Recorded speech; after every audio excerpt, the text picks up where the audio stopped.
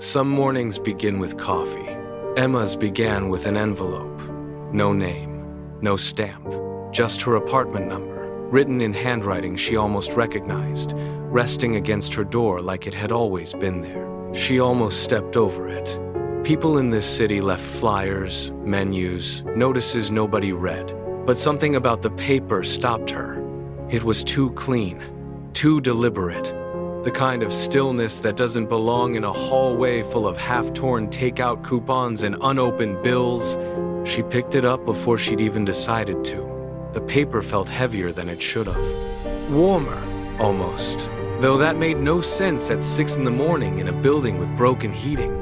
She turned it over twice before opening it, the way people do when they already suspect something is wrong but need one more second before finding out. Inside was a single page. A date at the top, tomorrow's date, and beneath it, a short paragraph describing her day before she'd lived a single minute of it. You will spill coffee on your blue coat at 8:14. A man in a gray suit will drop his keys near the subway entrance. You'll pick them up for him. She laughed. Read it twice. Set it on the counter and forgot about it, the way you forget a fortune cookie by lunchtime. The next morning, she remembered.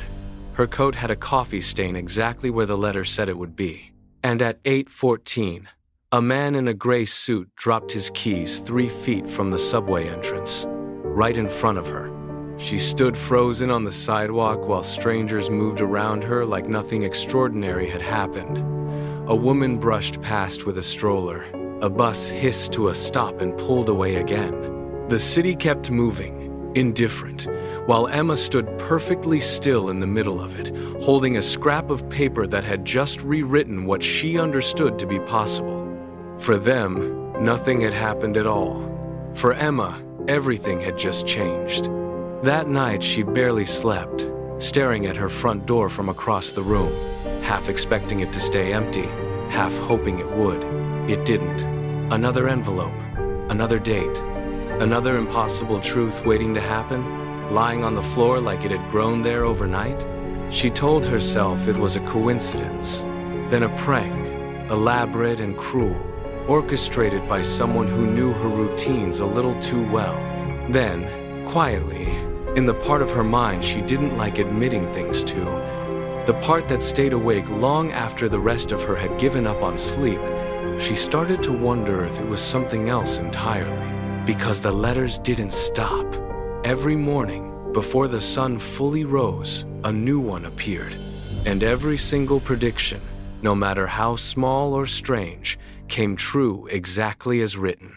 At first, the letters described harmless things. A spilled drink, a missed bus, a stranger's lost umbrella. But within 2 weeks, they became something heavier. Tomorrow, a delivery truck will run a red light on Grant Street at 5:47 p.m. A child will be crossing. Emma didn't sleep that night. She lay awake picturing a street corner she'd walked past 100 times without ever really seeing it, wondering which child, which face, which second would decide everything. The next evening, she stood on Grant Street a full hour before the time even arrived, heart pounding, scanning every face for a child who hadn't been born into the story yet. The light changed again. Cars rolled through in their ordinary rhythm. Drivers checking phones, sipping coffee, completely unaware they were extras in someone else's crisis. Then she saw him, a small boy in a red jacket, stepping off the curb a half second before his mother noticed he'd let go of her hand. Emma didn't think, she just moved. The truck's horn tore through the street as she pulled him back by the collar of his jacket, both of them stumbling onto the sidewalk together, his mother screaming his name before she even understood he was safe. The truck missed him by inches. Emma sat on the curb afterward, shaking, holding a stranger's crying son while his mother sobbed thank yous she couldn't fully absorb, her hands still trembling long after the danger had passed. She hadn't just read the future, she had changed it, and she would never look at a blank page the same way again. From that morning on, Emma stopped waiting for the letters. She started using them. She warned a man in an expensive gray overcoat not to sign a business deal that would have taken everything he owned, watching his confident smile falter as she explained details she had no reasonable way of knowing. He signed nothing that day, and later learned the contract had been built on a lie designed to bankrupt him from the inside out. She helped a father find the courage to knock on a door he'd been too afraid to knock on for 6 years, standing beside him on the porch until his hand finally stopped shaking long enough to reach the doorbell. When his daughter opened the door, the silence between them lasted only a moment before it broke completely. Each letter gave her a piece of tomorrow, and every piece she used carefully rewrote someone's world, one quiet intervention at a time, until Emma began to feel less like a bystander in her own life, and more like someone standing at the edge of something enormous. But the letters were never just about strangers. They were watching her too. Tomorrow, you will meet someone. His name is Daniel. He works 2 blocks from your bookstore. Do not speak to him. If you do, he will not live past the year. Emma read that line more times than she could count. She read it until the ink seemed to blur into a warning she couldn't unsee. The next morning, a man walked into her bookstore. Dark coat, reins still clinging to his shoulders. Tired eyes that still managed to look kind. The kind of eyes that had clearly carried something heavy for a long time and never fully set it down. He asked for a book on grief. Said it wasn't for him, though something in his voice suggested otherwise. Some small crack beneath the casual delivery. Emma didn't say a word beyond what her job required. She rang him up, handed him his change, and watched him leave without ever learning her name, the bell above the door chiming softly behind him like punctuation on a sentence she wasn't allowed to finish. It was the hardest silence she'd ever kept. He came back the following week, and the week after that. Always polite, always brief, always leaving something unfinished in the space between them. Emma began to dread the mornings almost as much as she anticipated them, because every letter reminded her of the one thing she wasn't allowed to have. Months passed this way. She saved a dozen strangers. She lost sleep over a man she barely knew and wasn't permitted to know better. And slowly, a question began to eat at her that no letter could answer. Who is writing these? And why do they know exactly what will break my heart? She started searching. She stood outside her apartment at 3 a.m, wrapped in a blanket, watching the hallway through a gap in her barely open door, waiting to catch whoever delivered the envelopes. No footsteps, no shadows crossing the light beneath the door. No one ever came. The letters simply appeared, as if the doorway itself produced them out of nothing. She tracked the ink, the paper, the handwriting, laying every envelope out across her kitchen table like evidence in a case no detective would ever believe. Nothing matched anyone she'd ever met, and yet it was familiar in a way she couldn't place. Like a song heard once in childhood and never again, close enough to hum but impossible to fully remember. Then one morning, the letters simply stopped.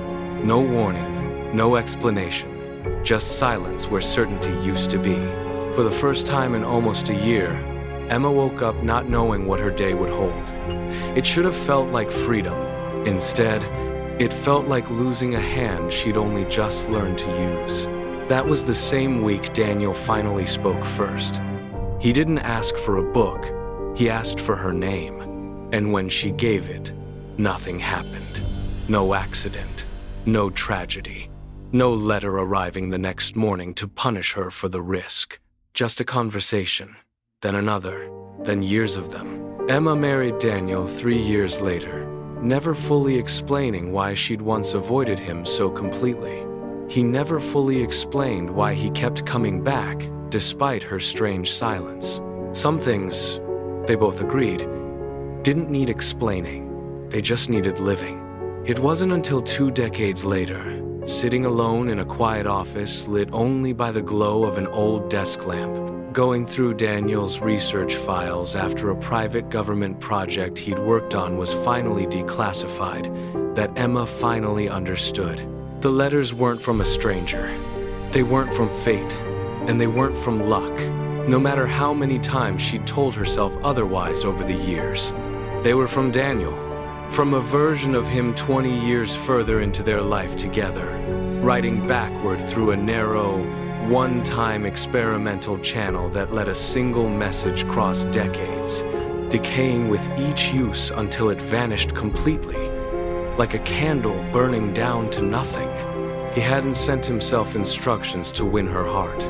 He'd sent himself instructions to protect her from a version of their story where she died in an accident he never forgave himself for failing to prevent, where strangers suffered because he'd been too afraid to interfere, and where he lost her twice before ever really having her once. He didn't rewrite fate to get the woman he loved. He rewrote it to keep her safe from a mistake only he remembered making. Emma sat with the files for a long time that afternoon, tracing her finger over lines of handwriting she now recognized instantly, understanding finally why it had always felt familiar. It was the same hand that later wrote her birthday cards, year after year, without her ever noticing the resemblance. The same hand that once wrote "Times I love you" times on a napkin during their first real date, folded and slipped across the table. The date that happened only because a stranger's letter, written by the man sitting across from her, told her to stay silent a little longer. The mystery was never really about who sent the letters. It was about how far someone was willing to bend time itself, just to give the person they loved a better version of tomorrow.